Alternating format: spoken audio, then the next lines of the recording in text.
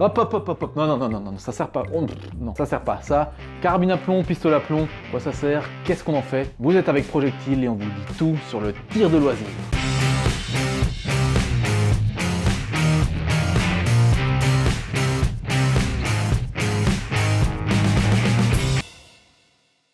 Projectile pilote deuxième.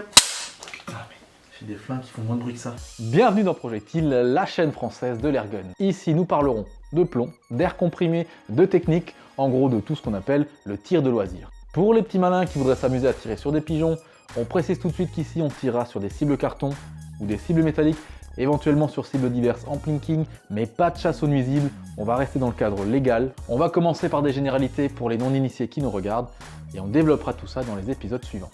Alors même si vous n'avez jamais tiré, même si vous n'êtes pas attiré par le tir, ne bougez pas, vous êtes au bon endroit. Ceci étant dit, rentrons dans le vif du sujet.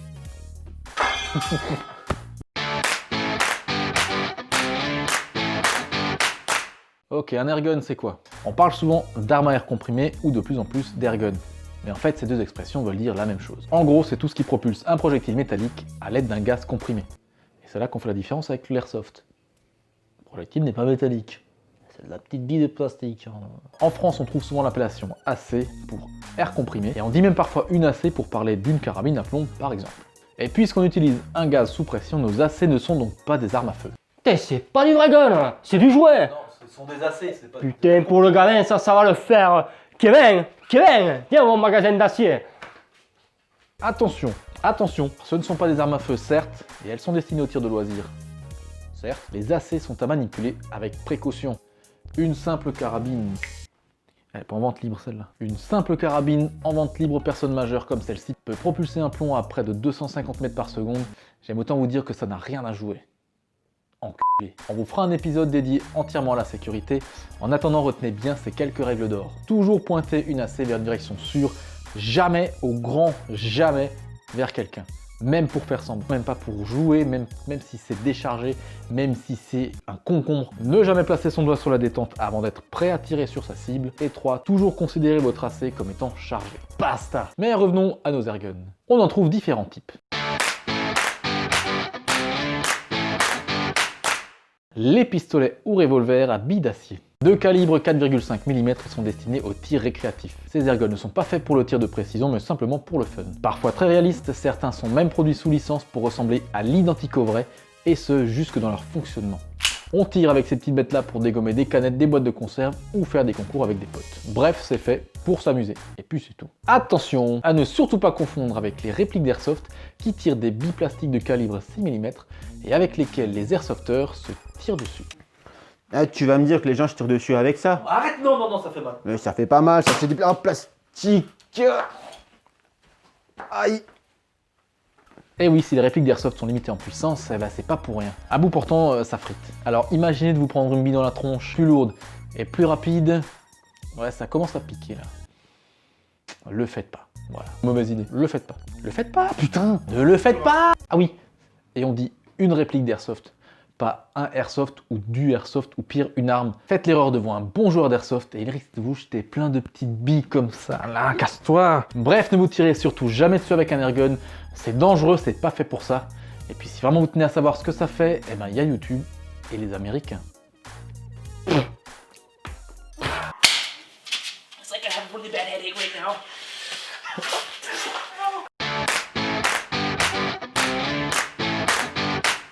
Dans la famille des airguns, on retrouvera ensuite les pistolets et revolvers à plomb diabolo, qui tirent, eux, des plombs diabolo.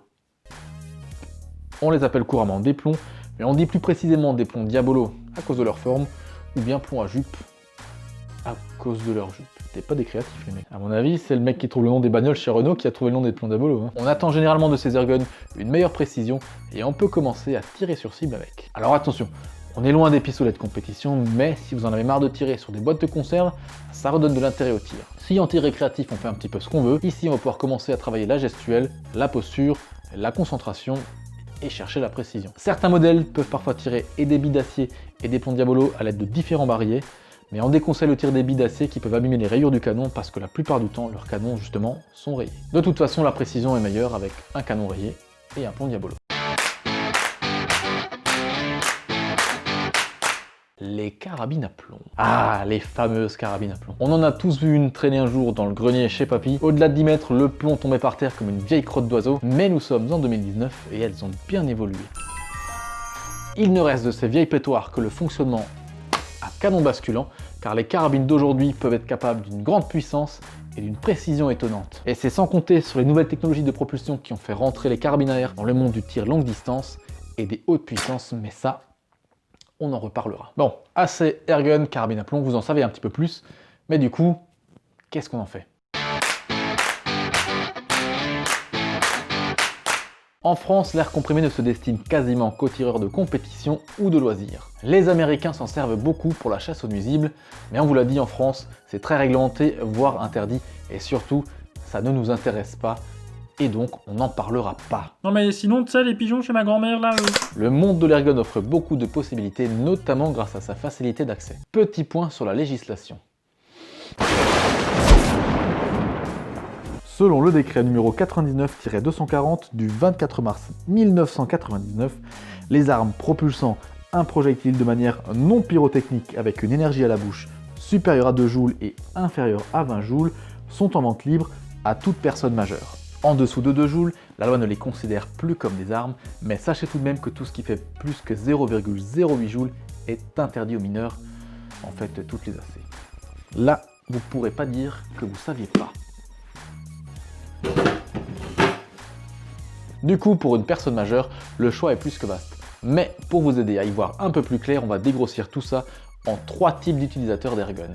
Les collectionneurs, les plinkers et les tireurs de précision.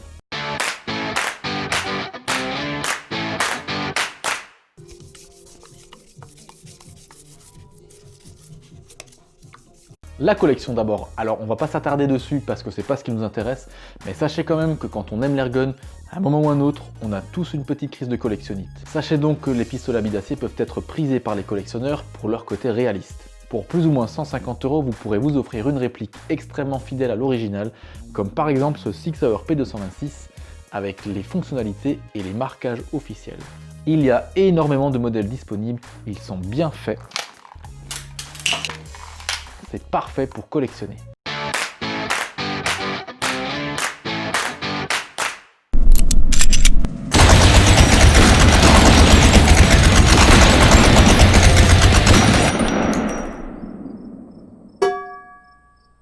Le plinking, vous vous en doutez, plinking vient de l'anglais et du bruit que fait un plomb en tapant dans une cible métallique, quelle qu'elle soit.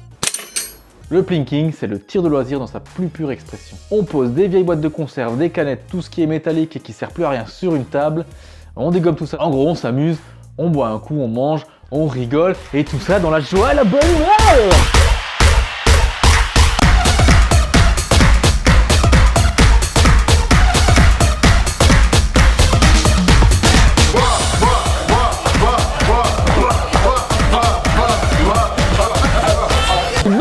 Attention, petit padawan, tu n'es qu'une merde, n'oublie pas. N'oubliez pas qu'une bille d'acier à 130 mètres par seconde, ça peut vous exploser une dent, vous faire perdre un œil, pour de vrai. Alors pensez toujours sécurité. S'il y a bien des règles à ne pas transgresser, ce sont les règles de sécurité du tir.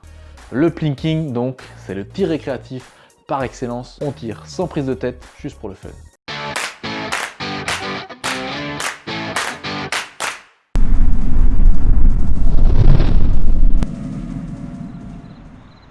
Non mais chérie, c'est une blague, on y va là. Non mais t'as vu l'heure?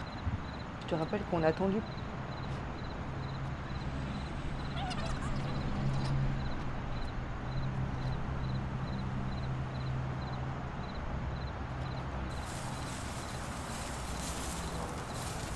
Le tir de précision. Là, on va rentrer un petit peu dans le dur, dans le technique. Ici, on va trouver des tireurs à la recherche de performance. Imaginez cette cible à 50 mètres de vous, et j'aime autant vous dire qu'à l'œil nu vous la verrez sans doute pas, et dites-vous que certains tireurs sont capables de grouper tous leurs impacts dans le visuel noir, et pour les meilleurs de mettre tout leur plomb dans le même trou avec une carabine à plomb. Si vous n'avez jamais tiré et que vous pensez que c'est facile, je vous mets au défi de faire la même chose du premier coup à 10 mètres.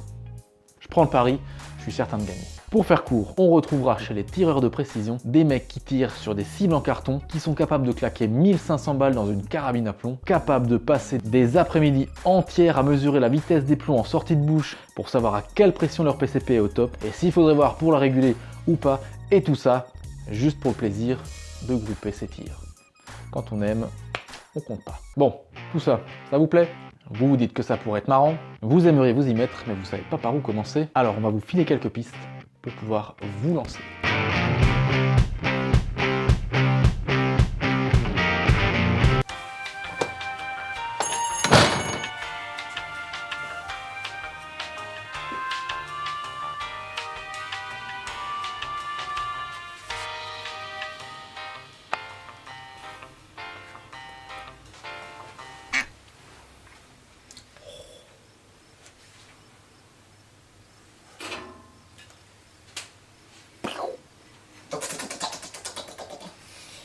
Quand j'ai voulu commencer à tirer, j'étais un peu tout seul dans mon coin, et comme tous les débutants, j'ai fait des mauvais choix. Je me suis donc retrouvé avec tout un tas de répliques que j'ai dû mettre en vente parce que je les utilisais plus ou pas du tout. Alors pour vous éviter de faire ces mêmes erreurs, voici quelques conseils pour bien commencer. D'abord, attaquons-nous à l'erreur number one du débutant, plus c'est puissant, mieux c'est. La puissance! Faux! L'erreur la plus répandue est sans doute de vouloir acheter la plus puissante des AC à disposition. Si c'est pas vraiment un problème pour le plinking, c'en est un lorsqu'il s'agit par exemple d'acheter une première carabine à piston pas trop cher. Gardez en tête que bien souvent, quand la puissance augmente, la précision diminue. Lisez des tests, allez sur les forums, voyez les résultats des autres tireurs et basez votre achat là-dessus. La plupart des achats se faisant sur internet, ça sera pas évident de l'essayer avant. Si vous pouvez éviter les achats compulsifs parce que se retrouver avec une carabine de 20 joules qui toucherait pas un frigo à 10 mètres, c'est super frustrant et la plupart du temps ça finit dans un placard entre le rameur et le vélo elliptique. Et ça prend la poussière de toute façon. Pour les airguns de poing, c'est pas forcément un problème. En revanche, si vous préférez les sensations de tir à la puissance brute, tournez-vous plutôt vers des modèles plus réalistes qui reprennent les caractéristiques des armes réelles, chargeur full size, culasse blowback avec arrêtoir, etc., etc. Ils sont généralement moins puissants, mais plus sympas à manipuler. Vous vous lasserez donc moins vite et en plus vous pourrez vous prendre pour James Bond. Et ça, c'est plutôt cool. Ensuite, on peut établir une règle qui se vérifie malheureusement dans la plupart des cas, c'est que plus c'est réaliste, moins c'est précis. Malheureusement, dans le monde de l'airgun, on ne sait pas bien faire rimer réalisme avec précision, et bien souvent les répliques les plus fidèles seront les moins précises, ou inversement. J'en veux pour preuve ce CP88, réplique sous licence du Walther P88. Il est réputé pour sa précision élevée par rapport aux autres répliques, bien sûr, mais il a dû sacrifier pour cela pas mal de ses caractéristiques réalistes. La culasse est fixe, il n'y a pas de chargeur, et les plombs se logent dans un petit barillet caché dans la culasse, ce qui en fait en réalité un revolver déguisé en pistolet. Il n'y a qu'à voir à quoi ressemble un pistolet de compétition et vous comprendrez de quoi je parle. Ouais, n'allez pas vous faire du mal à voir les prix.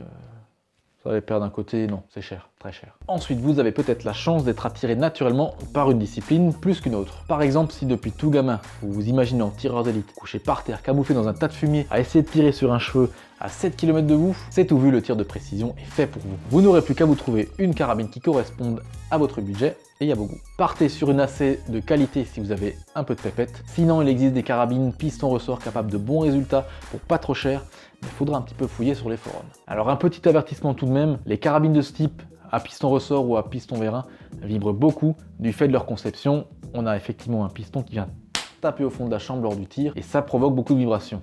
Elles demandent donc un petit peu de pratique avant de les maîtriser. Persévérer et chercher des conseils, le résultat est vraiment gratifiant. Vous trouverez d'ailleurs des infos précieuses à ce sujet dans un futur épisode de Projectile. En revanche, si vous n'avez pas encore de préférence mais que vous avez quand même envie de tirer, commencez peut-être par vous trouver une réplique de poing abordable et amusez-vous un petit peu en plinking. Vous saurez assez rapidement si vous en avez marre des boîtes de conserve et que vous voulez remplacer par des cibles carton. Au pire, vous aurez dépensé une cinquantaine d'euros dans votre premier airgun, mais sachez que ça se revend assez bien sur les sites spécialisés. Un mot rapide sur les prix, bon, là non plus, pas de secret, une règle générale se dégage également, même s'il y a des exceptions dans la plupart des cas, quand c'est pas cher, c'est pas précis. Donc, si vous avez l'âme d'un tireur d'élite, faudra sortir un minimum les bifetons. Et en passant, c'est pareil pour les plombs. La boîte de 500 plombs Diabolo à 2,50 €, ça donne des plombs assez irréguliers Et même dans une bonne carabine, il y a des chances qu'ils aillent un petit peu où ils veulent. Projectile, c'est fini pour ce premier épisode. Comme d'habitude, n'oubliez pas de vous abonner, c'est important pour nous. Mettez un pouce bleu, c'est aussi important, ça nous donne de la visibilité. Vous pouvez aussi mettre un pouce rouge, mais sachez quand même que ça peut vous filer la chasse alsacienne. Vous pouvez aussi nous laisser vos avis et vos questions dans les commentaires. Et surtout, n'oubliez pas de vous abonner pour ne rater aucun des épisodes à venir. Quant à nous, on vous retrouve très vite pour un nouvel épisode de Projectile. Action. Ah bah ta gueule, déjà, ça tourne déjà. Double action. Ceci étant dit, Camille, viens dans mon magasin. Ah, c'est pas du wagon, c'est du jouet. Il me casse les couilles dessus. Allez, alors c'est. T'es pas pro, t'es pas pro.